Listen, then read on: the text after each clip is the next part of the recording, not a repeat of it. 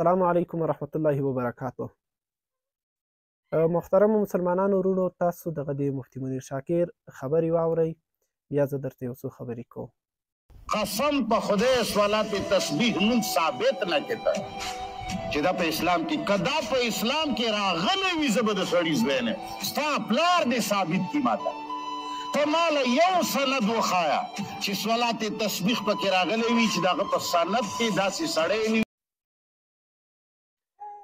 محترمو مسلمانانو ورونو، تاسو به د ده خبرې اورېدلې وي چې دی په دې خپلو خبرو کې یو څو خبرې کوي. یو خبره دا چې دی وایي چې صلات تسبیح چې دی هغه نشته. دویمه خبره دا چې دی قسم هم کوي چې ماته به دا څوک ثابت هم نه کړي. او دریمه خبره دا چې رسول الله صلی الله علیه وسلم به چې کله د مکې کفارو او مشرکینو ته دعوت چلوه، نو رسول الله صلی الله علیه وسلم به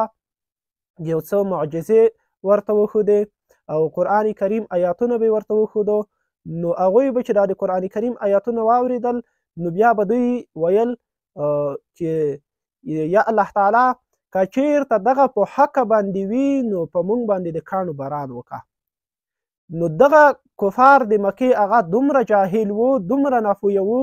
چې د دې فضای باید دوی داسې ویلي وی چې الله تعالی که دا چېرته په حقه وي نو موږ ته به هدایت وکړه. خو لیکن دوی دومره عناد کو، دومره په کفر کې نتلي وو، په جهل کې، چې هغوی به ویل چې یا الله تعالی که دا په حقه وي په موږ باندې د کاڼو باران وکړه.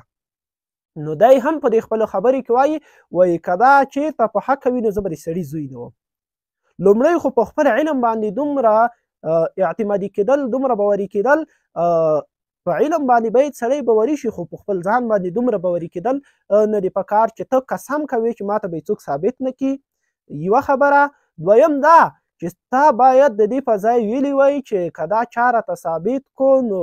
زه به یې ورسره ومنم، ماته د قناعت راکړي نو زه به یې ورسره ومنم، ماته دې څوک ثابت کړي. اما چې ته قسم کوې نو ته په دې قسم کې هم ځان خانس نه بولې، او بل طرف ته بیا د دې په ځای چې ته ووایې چې زه به یې در سره ومنم نو ته بیا وایې چې زه به د سړي زوی نه ومه. خو د دې خبرې نه به راتېر شو. دغه خبره زه هغه خلکو ته کومه څوک چې نه د ده پلویان وي او نه خپله دی وي. ده ته او د ده پلویانو ته دا خبره نه کوم، ځکه هغوی خو قرآن او حدیث مني نه، هغه خو د حدیثو نه منکر دی، هغه خو صحه سته نه مني. د صحه ستهو نه کني موږ به ورته دا خبره ثابته کړې وی، خو هغه صحه سته مني نه، نو که ورته ثابته یې کړي هم دوی ته فایده نه کوي. خو لیکن زه خپلو مسلمانانو ورونو ته وایم چې د دغسې خلکو په خبرو باندې ونه غولېږئ، د دغسې خلکو د خبرو نه ځان وساتئ. مخکې د دې چې زه تاسو ته د خبره د کتاب نه ثابته کړمه چې صلات تسبیح شته، تاسو به ووایئ چې ښه نو د دې سړي مطلب څه شی دی، ولې دی دغسې ویډیوګانې کوي، ولې دی دغسې خبرې کوي، د ده مطلب څه شی دی، پیدا څه شی دی په دې کې چې دی یو څوک د مانځه نه یم نه وي، دی څوک د نفل نه یم نه وي. نو د ده پیدا تاسو په دغه لنډ ویډیو کې کتلی شئ. د هغه راغلی دی یوټیوب طرف نه پلی بټن. ماشاءالله. دا اسلام مخندشن. نو د ده هغه مقصد او مطلب دغه دی، یوازې چې هغه ځان مشهور کړي، هغه د یوټیوب نه او یا د نورې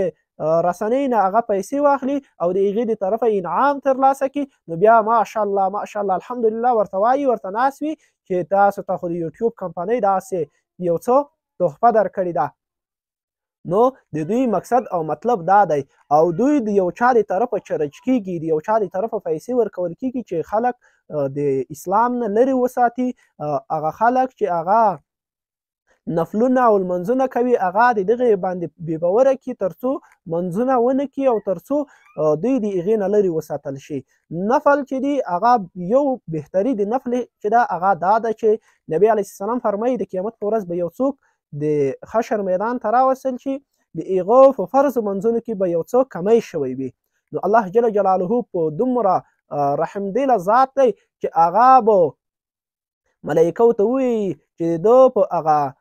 صحیفې او د ده په هغه عملنامه کې وګورئ چې کوم نفلونه شته او که نه شته. که کوم نفلونه کوو نو دغه فرض په ځای باندې د ده نفلونه ورته ودروئ.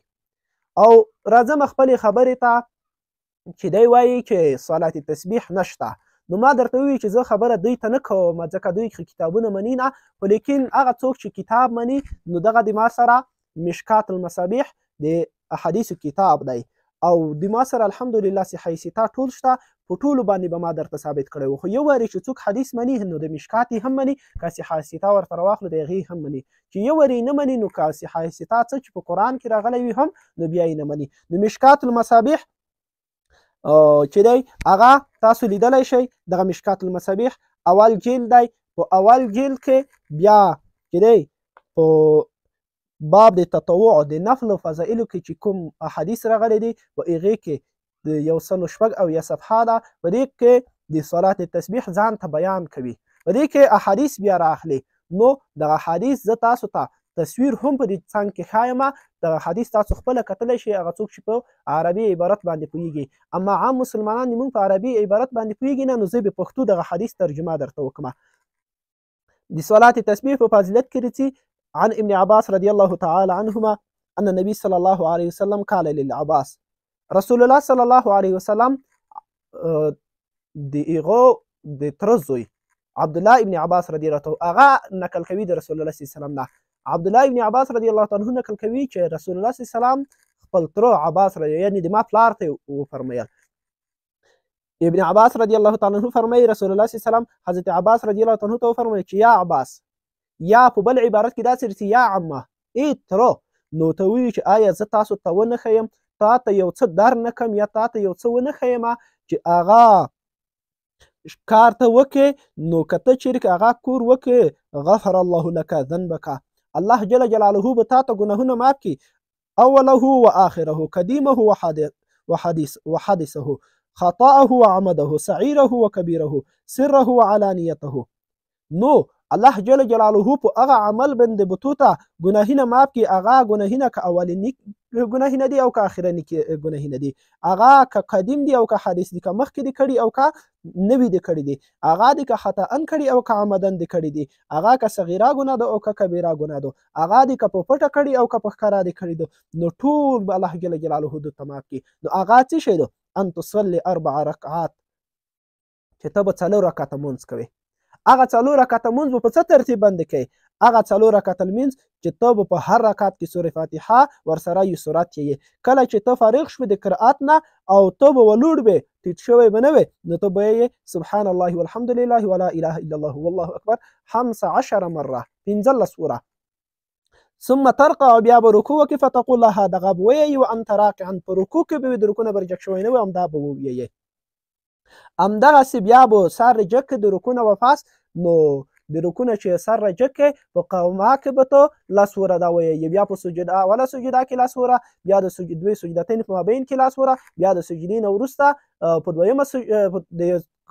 هغه نه د جلسې نه وروسته په دویمه سجده کې لس وره نو دغه چې دی دغه ترتیب په دې حدیث کې یو قسم ښودلی شوی په بل حدیث کې بیا بل قسم ترتیب ښودلی شوی دی چې نه اول چې ته کله په مانځه ودرېدې ثنا یعنې سبحانک اللهم دې ختمه کړه نو 15 سوره به په دې ځای کې ووایې د قرأت د خلاصېدلو نه وروسته 10 وارې په رکوع کې 10 وارې د رکوع نه په رجګېدلو کې 10 وارې او په اوله سجده کې 10 وارې په د دوه سجدې په مابین کې 10 وارې او په دویمه سجده کې 10 وارې نو دا ټول په یو رکعت کې 15 وارې کېږي او دغه 15 وارې په 4 رکعاتو کې 15 300 ځلې کېږي نو دا 300 ځلې په دغه صلات تسبیح کې دغه تسبیح ویلی کېږي چې دا حدیث کې هغه تسبیح ذکر شوی دی سبحان الله والحمد لله ولا اله الا الله والله اکبر نو دغه حدیث دغه دی په مشکات المصابیح کې ذکر دی. او بیا نبی علیه الصلاة والسلام خپل تره ته څه فرمایي وروسته که چېرته ته طاقت لرې نو دغه لمونځ هره ورځ وکړه فإن لم تفعل ففي كل جماعة مرة که چېرته په هره ورځ طاقت نه لرې نو په جمعه کې یو وارې وکړه او که چېرته د په جمعه کې یو وارې ونه کړو فإن لم تفعل ففي كل سنة مرة که چېرته د په جمعه کې ونه کړو په کال کې یو وارې وکړه او بیا وروسته نبي علیه السلام فرمایي چې که په کال کې دې هم ونه کړو نو په ټول عمر کې یو وارې وکړه دا د مشکات المصابیح حدیث شو او مشکات المصابیح بیا دلته حواله ورکوي ابو داود ابن ماجه بیهقي په کتاب الدعوت کې راوړی دی او دغه رقم ته ترمذي شریف نقل کړی دی. نو ترمذي او صحیح سته هغه الحمدلله ټول د ما سره موجود دي. هغې نه به هم ما تاسو ته حواله درکړې وه، خو ما مخکې تاسو ته خبره وکړه چې یو وارې څوک حدیث مني نو د مشکات حدیث هم مني، که یو وارې څوک نه مني نو بیا هغه د قرآن او د صحیح سته نه د یو نه هم نه مني. السلام علیکم ورحمة الله.